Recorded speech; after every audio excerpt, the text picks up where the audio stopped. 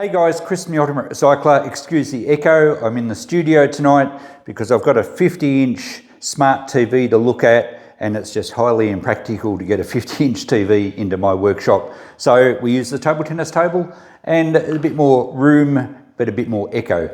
So welcome back to the channel. I'm Chris, the Ultimate Recycler, and just the other day, some friends of the channel, Alan and Alicia, popped in to see me, and they had this TV that apparently blew up. Not blew up literally, but it was working one night, didn't turn on the next morning. We're going to have a look to see if we can sort it out. It's about 6 years old, and I'll put a photo of the back of the TV with the model number up now.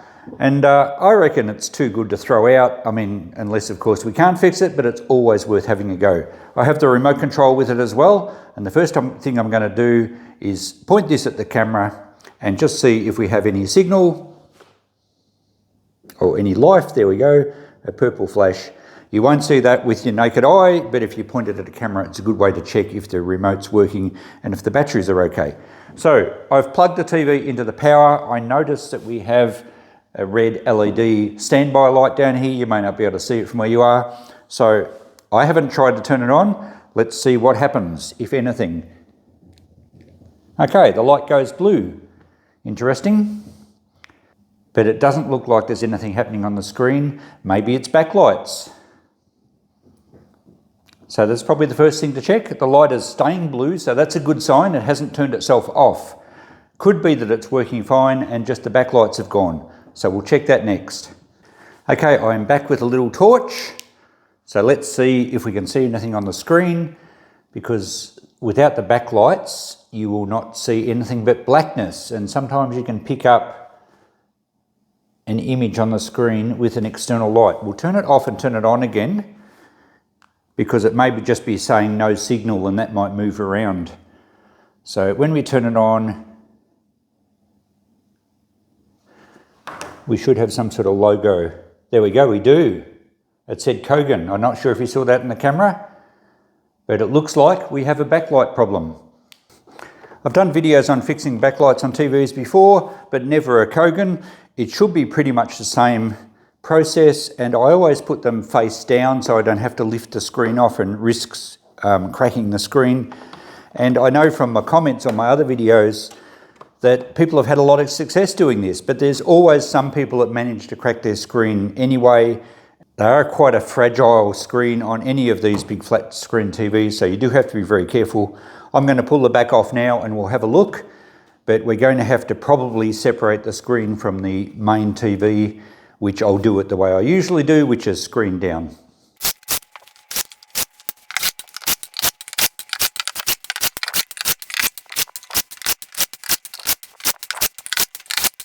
It's important to take note of the different screws, because there was two longer ones here that came out of the area near where the main board is under the panel there. All the outside ones were the same, and we have longer ones of course for the stand. But you don't want to put a longer screw back in where a shorter one came from, because you could do some internal damage. All right, I think we've got everything here. We can take this off.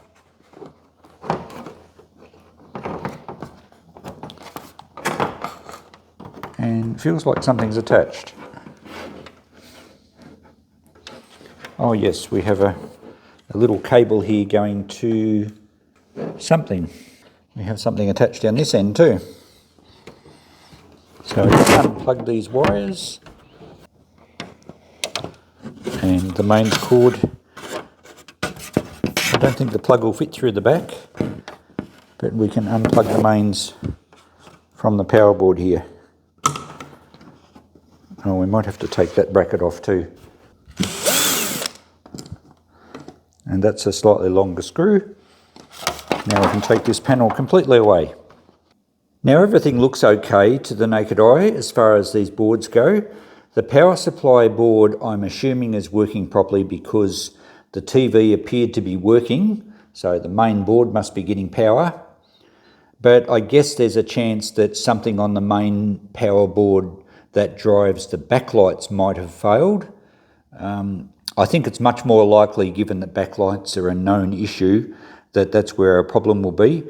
So because I can't see anything obviously wrong on this board, I'm just going to assume it's working. I guess I could probably plug it back in and test power output to the backlights, but I think it's probably just safe to assume that that's where the issue is, because once we get into the backlights, it's easy to test them with some external power and just make sure everything works in there.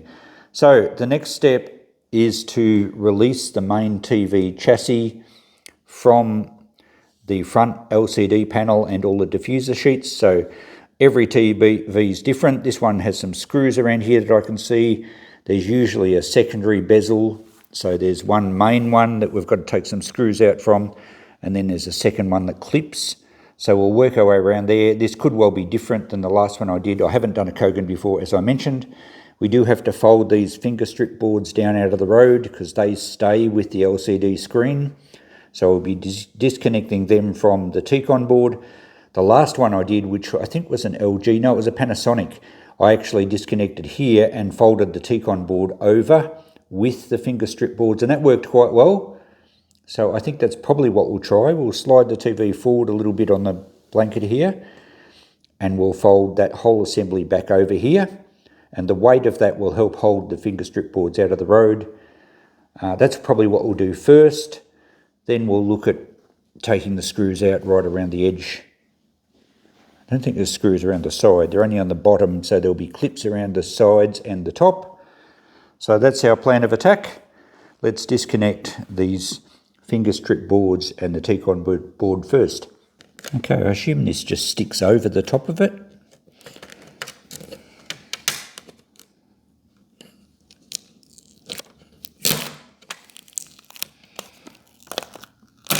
There we go. I don't know if it'll stick down again. We might have to use some double-sided tape. So there's our T-Con board. We can disconnect this one, and then we'll undo these screws and fold that down. We probably should have shorted the power out of the capacitor, but I don't think it really matters. We're not touching the power board at all. We're not touching anything else on this. Really, we've just disconnected the T-Con board, and now all this is separate electrically anyway. So we'll fold this over once we undo these screws. Okay, that's free to fold over. Now these finger strip boards are held in by little plastic clips. The last TV I did had metal plates over the top, so that was a bit more complicated. I think we've got to take them out of the bottom clip first. We've got to be very careful of these little ribbon cables. Just moving down to the end here, I think we'll take this mount off, just to give us some extra room. And we do have some little tape bits that we'll have to peel off. There's another one back here.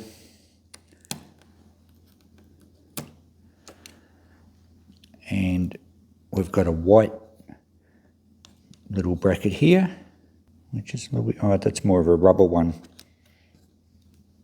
So that should flick out of the road okay.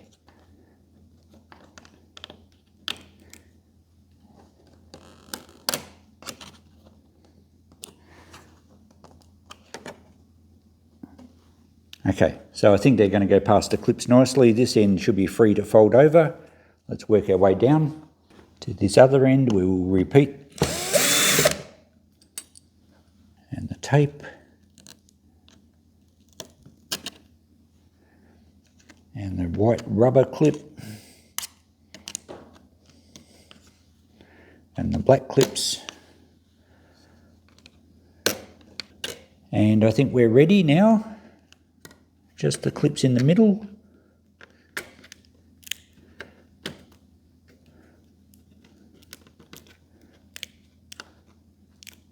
Oops, we've got more tape here. Didn't see that, it's camouflaged. And some on this side. Now we're right. Fold the whole lot there out of the road. And hopefully no strain on all those little ribbon cables, because if they come off where they attach to the LCD, you've ruined your screen basically. Okay, so that should be all clear. We still have little screws under the bottom here to take out for the bezel, but we can access those fine. All right, that's all we have to do electrically. Now it's just a matter of disconnecting the TV from the front LCD screen and the diffuser sheets. So let's get these screws out from the bottom here.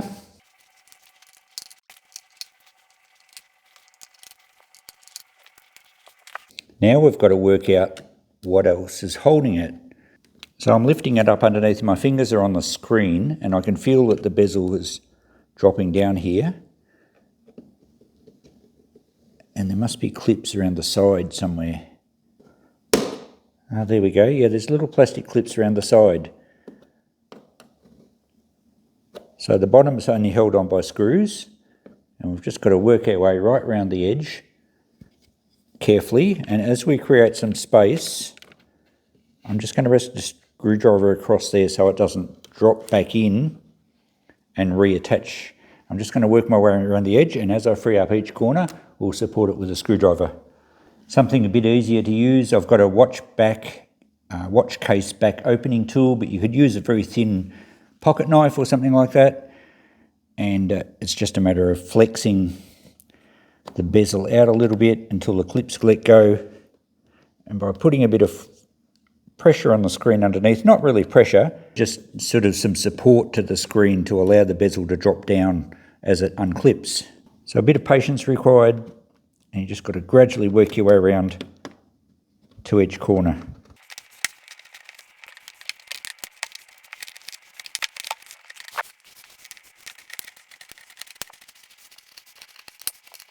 So we need to now release these little clips here, and they are right around the whole TV, but they're very easy to see now that we've got that first bezel off. And once we release those, they'll drop down into the first bezel. They should all stay nicely aligned for us to reassemble it later, and nothing should get damaged. I've just noticed on this one, this is the opposite corner we were just looking at. I think that's the LCD screen there that's actually resting on the screwdriver. So hopefully I haven't done any damage. This one does seem quite different to the Panasonic I've done, but we need to go around and release all these little plastic clips, and hopefully it all drops into that first bezel. But yes, you have to be very careful. This is a critical part of the operation.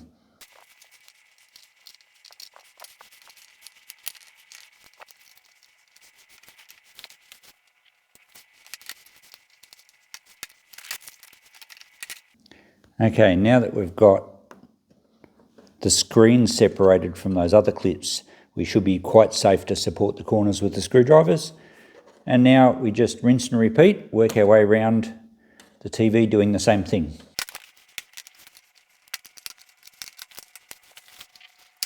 Now all the clips are released and it's supported in the corners by the screwdrivers.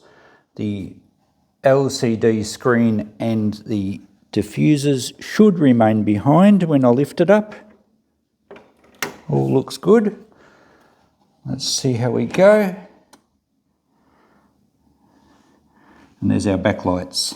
All right, I'll take this down to the other end of the table and we'll roll this over. It's not very heavy now. The whole TV was quite light in the first place, actually. And we get a good look at our backlights. Now, I think this is one of the cheaper TVs. They're all cheap these days, aren't they? Where they actually glue this reflective piece down. Some of the older TVs that were a bit better quality had clips, and you could take all the clips off and lift this whole sheet out of the road. This one actually might peel off better than the last one I had. Yeah, I think it will peel off. It's just got a thin layer of double-sided tape here, because we need to get in to apply some power to work out which LEDs are no good. All right, I'll try and get this off without destroying it.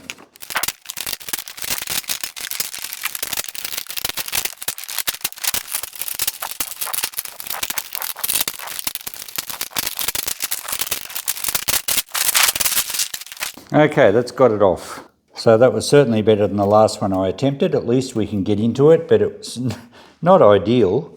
And the reflective sheet is a bit creased, but I'm sure it will work fine. Okay, I still can't actually, so well, they do give us where the connectors go in, they say plus and minus, so we can test each strip. Now, these are generally around about 3.3 volts each. So that would be 1, 2, 3, 4, 5, 6, 7, 8, 9. So around about 30 odd volts, which is similar to the last one I did actually, although that one had rows each side. This one doesn't have as many backlights. So if I can get a power supply of about 30 volts, we can check each strip to see which one's dodgy. So I've just been out to the shed and grabbed a couple of my Makita batteries. They're 18 volt batteries. I've got them in series, so that's positive to negative. And that should give us about 36 volts or so. One of them is a bit flat, so I think we'll be fine. Probably a bit over 30 volts, shouldn't hurt. Let's just check that on the meter. This side's positive. I've just got bits of scrap metal in here so that we can connect easily to the terminals. Positive and negative, we have, well, it's 38, but that's no load. So I think it'll be fine to drive the LEDs. We need about 30 volts. That's a little bit over. It won't hurt for a short check. So let's just contact here. I've unplugged each LED strip only because I don't really want power going back into the board because it's still connected to the board the other side. I don't want to backfeed power into it just in case it does something weird. Now we have a negative at the top and a positive at the bottom. Oh, hang on, we've got to connect our leads up. Let's make the green one the negative, the yellow one's the positive. Let's try that. So negative there, positive there, and they're the leads to the meter. We need these other leads. What am I doing? Okay, let's try that again. We should have power now. Negative, positive, well, there we go. So I think every one of those lit up. Very good. Let's try this strip. Usually it's only one or a few LEDs that play up. Now we've got nothing on that strip. Let's check this one. Yep, they all work. Beautiful. And without shorting my little leads out on the metal case, let's try this one. Excellent.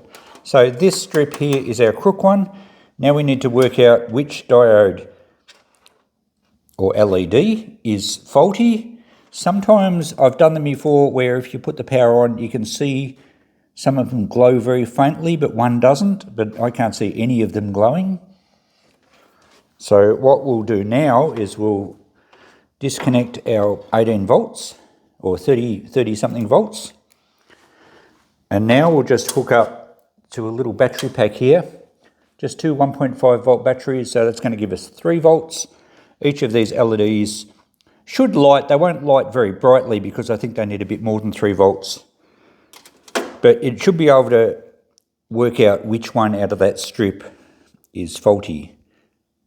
So green was our negative, yellow was our positive. Let's make sure they don't short.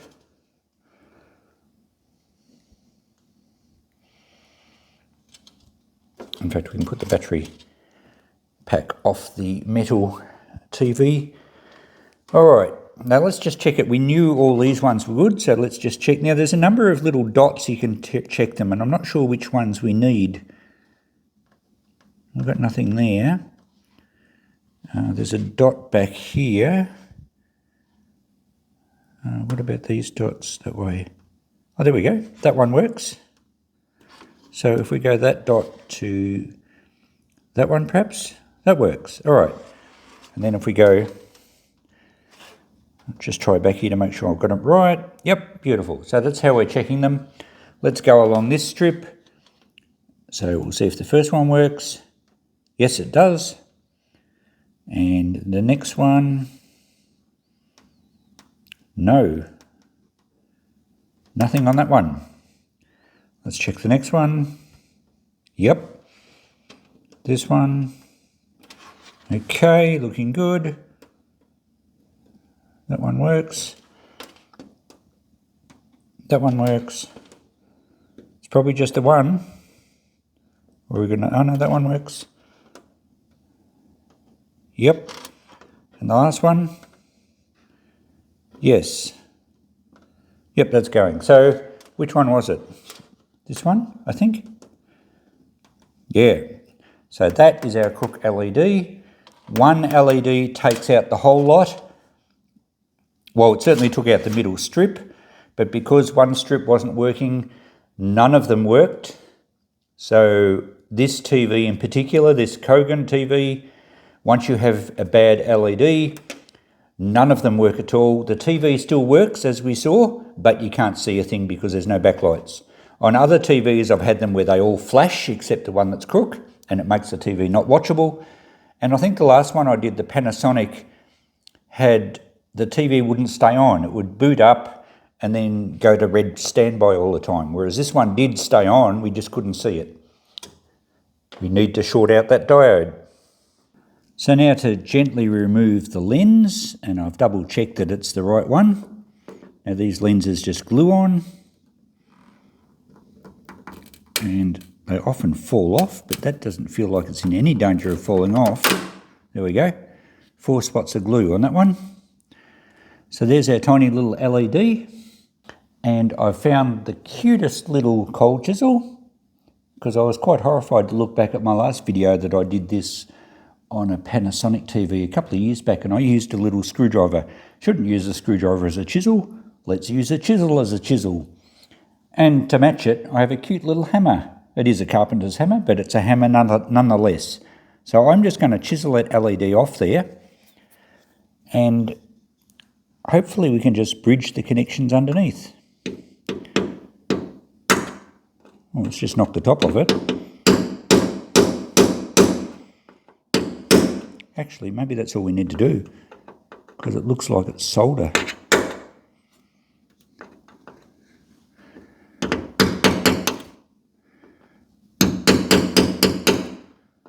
I think they're surface mounted onto here somehow, but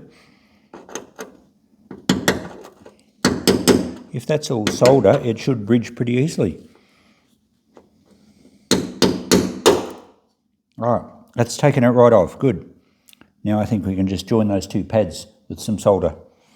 Okay, I've just repositioned the camera, and I did solder it. I didn't realise the camera wasn't going, but all I've done is I'll remelt it again. Just melt the solder a decent blob across the pads where the LED was, and that should be perfectly bridged.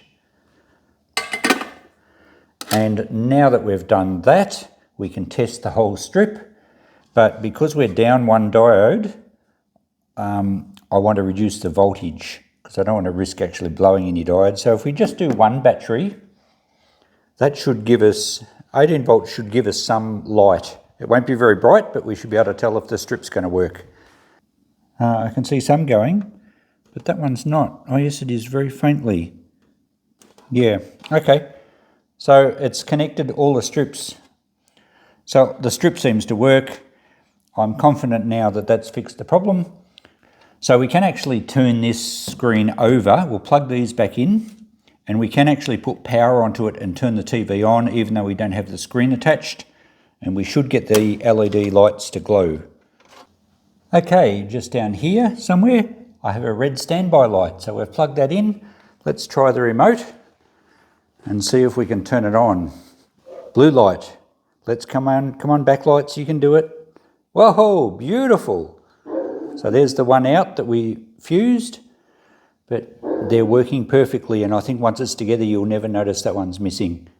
Rightio, now we can reassemble the TV.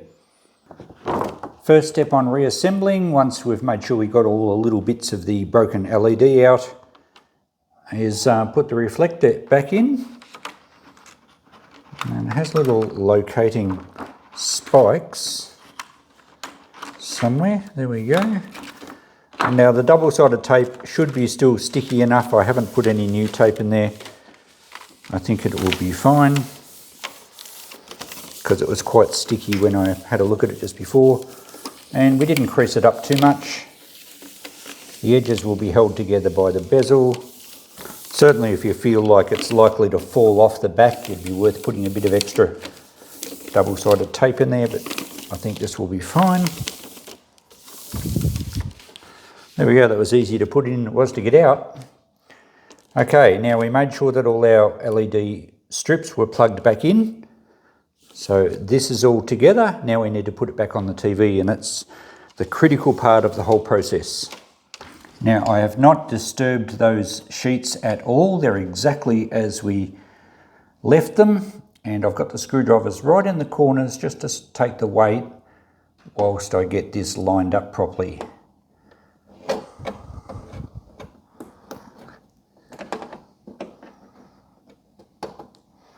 Okay, now we need to make sure it's got to go up a bit, I think. Yep.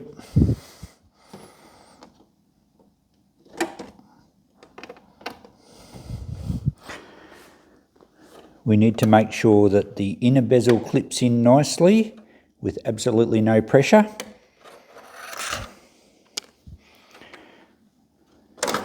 Whoops. And that one's dropped down in, so that's going to be a bit tricky to line up. Certainly not as easy as the last one I did. So I'm letting the outer bezel just drop away, and the inner one that holds the screen and all the diffusers, I'm just trying to position that in the right spot so the clips are lined up. It's going to take a bit of juggling, and this is where patience is required. Okay, because the inner bezel isn't a solid piece like the outer one is, and the last TV I did, it was a solid bezel and it was easy to clip in, but this one seems to be made up of segments, and when I get one clip in, it's hard to move the next one along to get in, and I'm finding that I'm pushing up underneath the screen to try and support it, but I'm flexing the LCD screen itself and I'm not comfortable with that. I'm hoping I haven't cracked it. What I'm going to do now that it's sitting together, even though it's not clipped in, I'm going to roll the whole thing over and try and assemble it then the right way up. But at least I haven't had to lift the screen on its own, because that's where you get a lot of flex and they do crack. So hopefully I'll just have to be very careful of the T-con board here. But I think that'll be okay if I just roll the whole thing over. Because I think the LCD screen will kind of be supported, or at least I won't be lifting it on its own. So we'll see how we go, but this is certainly much more difficult than the last TV I did.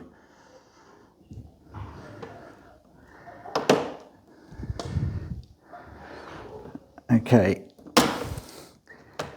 the outer bezel's flexing a bit, but that's not a problem. And once it's vertical, oh, okay, that's starting to come off. Sorry, I should have put the camera in a better spot, but I can't let go of it now.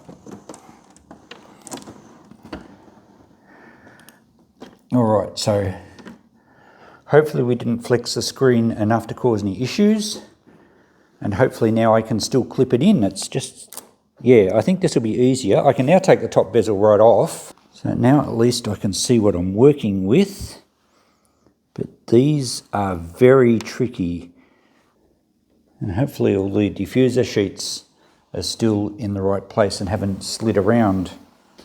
All right, we need to get some things lined up. That clip's lined up there. So the main LCD screen is supported by the outer bezel. It's offered at the moment. So this bottom bezel, which is made up of bits and it's quite flexible, just holds all the diffuser sheets in place. So I've just got to work around here and get this to clip in. Seems to be lined up, and at least putting pressure on this doesn't put pressure on the top screen. That's the part we don't want to break. Well, I don't want to break any of it, but you know what I mean. All right, so that is going to clip in okay, I think. Okay, that's going to work. Just got to work our way right around the TV.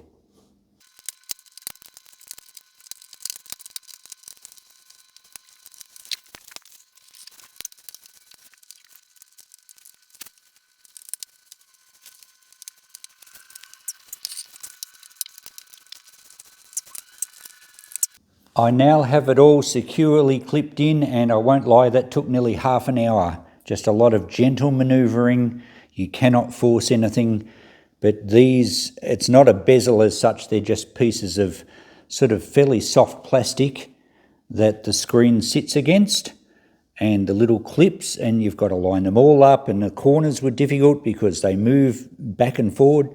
I've got it all clipped in. I'm happy that it's all flush and every clip is in position. I'm fairly certain I haven't put any undue stress on the LCD or the ribbon cables. We'll fold these down now. And now I can put the outer bezel on to hold the LCD in place, and then we can flip it back over. And fingers crossed we haven't damaged it at all, but it's certainly much trickier, and it feels like it's much more cheaply made than the Panasonic TV I did a while back. So this particular model, or this particular TV, I don't know if it applies to all Kogans. You can't do totally upside down how I normally do them. I really had to have it this way to get it all clipped back in. All right, let's put the outer bezel back on. Now this is a rigid bezel with clips, and it had screws on the bottom from memory, and it should clip on nicely. Again, we don't want to put any pressure to put any undue stress on the corners of the LCD, but it will hold it all together. And once we get it sort of half clipped, we can roll it over and just make sure all the clips are in place. Okay, I think we'll roll it over now, and we'll just double check that everything's locked in. We have to flex the edges a little bit to get them to clip in. That's better. And then we can put the screws in along the bottom side. Okay, we have 7 screws across the bottom. We have to put our finger strip boards back in the little clips here. And we have 4 screws to put the T-con board back in. Got some bits of tape here to hold these ribbon cables. We've got to put our connector back on here. And we had our protective piece over here. Still a bit sticky. This had come off, I didn't even do that. That's not sticky. All right, so that's everything assembled there. We have to put our leg mounting brackets back on.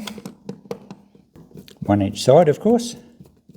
Just about finished now. We have to connect our mains, and remember we removed a bracket, so that's got to go back on. And I think we're done. We can put the cover down. We have to remember to plug in our little sensor and standby light cable, and that's all. There's nothing else to plug in. So once we get that on, we can put some screws in and give it a test. Okay, if my channel was one for music, you'd probably hear some sad, haunting violin tones at the moment. We failed. However, there's a lesson to be learnt, and I'll show you exactly what happened in a second. I did assemble the TV, put it back up on its feet, set up the camera tripod, turned it on with high hopes. We had the backlights come on, there was a faint glow on the screen, so beauty, I'd fixed it, but then nothing else happened. We had no Kogan logo, we had no life at all other than a backlight glow. So we did some damage, unfortunately. Well, you didn't, I did some damage, and it just goes to show, and I thought I might as well put this video up because not every repair is a success. In this case, we didn't crack the screen, so I'm pleased about that. This was a very awkward TV to fix, as you saw, but I think, well, I'm sure one of the little ribbon cables was damaged, probably from a screwdriver. I'll show you in a second. But all is not lost, because this TV was about to be thrown into the waste stream, and pretty well, I don't know, they would salvage some parts out of it, probably the boards. Most of it probably would have ended up in landfill. I'm still going to send the screen out to ewaste now because I can't do anything with the screen, but we have proved that it was working. I did see the Kogan logo. I know that the main board and the power supply were working. Everything was fine except the backlights were out. So I did fix the initial problem. But what that does prove is, well, what it leaves us with is we have a proven power board that works. And I'll show you some links online I found just shortly. We also have a main board that works. We have a T-con board that works. And I'm presuming, because it was working fine until it came to me, that the Wi-Fi card works as well. I've got some handy parts, not to mention the remote control, which these sell on eBay, and even a couple of sets, well, one set of the legs. And I will keep these and put a tag on them as to what model they're off, because I often get TVs that were wall mounted and they're a perfectly good TV, or I've fixed them or whatever, but I don't actually have legs for them. So we've got some good parts stock, and I'll show you now the eBay pages I found, the power board, exactly the right part number, and these were used in different model TVs, not just Kogan's. That one sold. There's also a number of the T-Con boards that sold, not for a lot, but they did sell. And I found quite a few of the main boards. I didn't find any that had sold, but I found a few listed for sale at pretty hefty prices. And there's also this TV repair or parts online shop that has the same main board listed at a substantial price. So interestingly, I could feasibly sell each of these boards and the remote and return more money than what I would have sold the going TV for. Had this TV all worked fine and we were that close, I would have probably put $100 on it in the shop. So I'm not going to sell these boards though, because I'm starting to do more and more TV repairs. I'll hang on to them because I know they suit other models as well. I know they do work, and there's a chance down the track that I get a TV that might need a power board. So if I ever change my mind, it's easy to get rid of those boards. I can sell these as mid-grade boards straight to eWaste bin or whoever's doing mid-grade boards at the time. Same with the T-Con board. The power board will probably just go to eWaste, or I'll break the transformers off it. But whilst I'm doing TV repairs, I will hang on to those. I've got some good stock, and if I was actually to use them in repair jobs, I would charge out similar prices to what they sell for online, in which case we'd end up with more return than a working TV anyway. Okay, enough chatter. I'll show you the damage that I did, and then we'll wind this video up. Now, I have gutted the TV, as you've seen. I've got the boards out of it. I've snipped any wiring looms out of it. So I've got a bit of value in just wire and a few scrap bits. The brackets that held, where did they go? Here, I think, that held the, oh no, here, that held the legs, they were cast aluminium. So I saved a few bits and pieces there. And of course, as I've just mentioned, we've got all those parts and some hardware. Now, the damage was done to one of these ribbon cables on the finger strip board, and it was this end. And I looked back at all the footage, and there was probably a couple of moments where it may have happened, but I didn't realise when I'd done it. And you can see the reflection right on the end of that ribbon cable. You can see it's a bit creased, just above the black plastic there. See if I can get any closer. You can't, yeah, you can see it there. It tore a little bit into that ribbon cable right at the end. It must have been when I had a screwdriver diagonally across there, and I think there was a time when I slid the screwdriver out and it may have just gouged past the end there. I thought I was so careful, I didn't realise I did damage at the time, but I'm pretty sure that's the issue because the screen wasn't getting a signal. I did try disconnecting the T-Con board on this side to see if we could get some sort of signal on half the screen. I don't know if that actually works or not. I tried a few different things, but there is definitely damage to that ribbon cable. So unfortunately, I fixed it and then I broke it. And I've also kept the mains cord. So we did get a few parts out of it.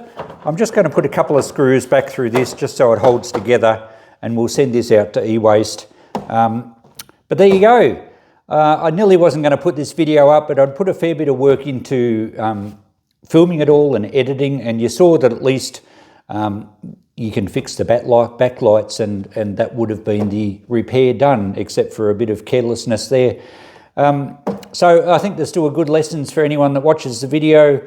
If you've got a Kogan, very difficult around that second bezel or the way the screen's clipped in. They're certainly cheaper, more cheaply made than some of the other TVs I've worked on. But it can be done, and I would have had it done except for a bit of a slip up. But I've still got some value in some parts. I've still got a video for you guys, and I think we'll call it quits. Thanks for watching, guys. I'll still attempt the next one. You've always got to have a go, I reckon. Catch you in the next one. Bye for now.